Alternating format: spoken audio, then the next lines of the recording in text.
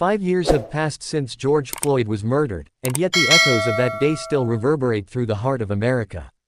His aunt, Angela Harrelson, still waits to hear the familiar buzz of her phone, still yearns to hear his voice call out, "What's up, Auntie?" That call will never come, but the love behind it lives on. To her, he was Perry. To the world, he became George Floyd, the man whose final breath under the weight of a police officer's knee ignited a movement and exposed an old wound this country has long tried to ignore. For 9 minutes and 29 seconds, we all watched. And in watching, many woke up. That moment didn't just trigger protest, it sparked purpose. Handcrafted signs bore his last words, "I can't breathe." Cities erupted in grief, rage, and resolve. Murals bloomed on plywood and brick. Statues fell. History shifted. Or so we believed. At the place where Floyd's life was taken, a gas station and corner store transformed into a sacred place now known as George Floyd Square. A living memorial, where pain and remembrance coexist, where his aunt goes to reflect and to heal. But time has a way of dulling urgency. The chants that once rang through streets now echo in empty corridors. The headlines have faded, and with them, the fierce promises of reform.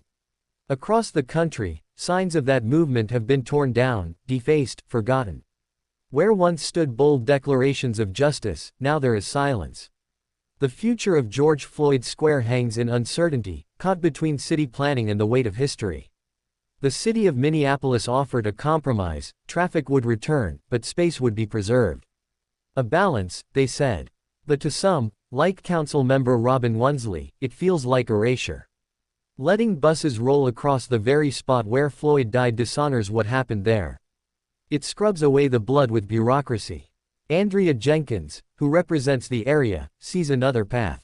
She envisions a space that honors the memory but also embraces life, with businesses, transit, and a memorial side by side. A place where history stands not as a barrier, but a foundation. The community is divided. Some want closure. Others want permanence. All carry the scars. Angela Harrelson sees more than a place. She sees a pulse. She walks through the square and feels the energy of every flower left behind, every message scrawled in chalk, every whisper of a stranger who made a pilgrimage just to say, "We remember." Artists like Lisa Kelly took it upon themselves to preserve the spirit.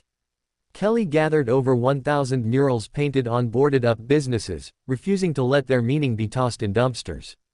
Those images now travel from university halls to gallery walls, telling the story of grief turned into resolve. Historians like Rashad Shabazz say the signs, the posters, the portraits, they are not just artifacts. They are stories. And to lose them would be to lose the truth. Truth that still matters. Truth that still stings. Even now, some fight to erase it all.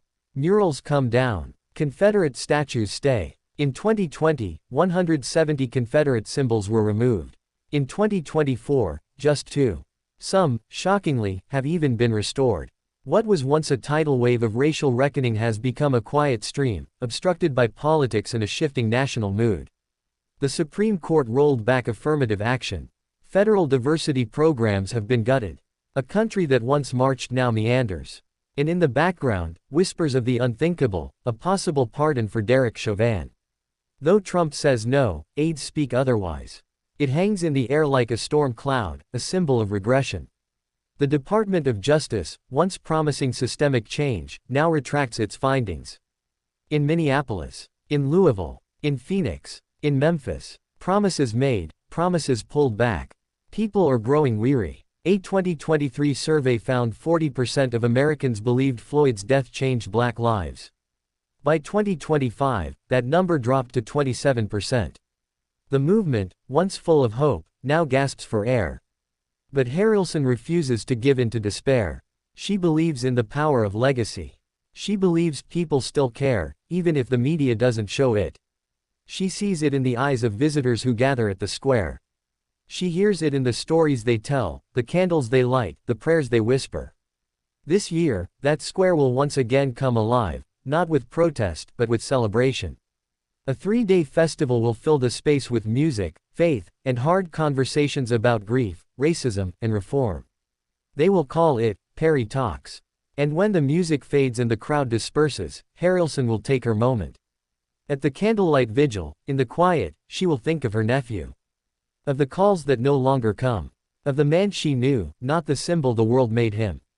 She hopes she's doing right by him. She hopes the world hasn't forgotten. Because George Floyd wasn't just a headline.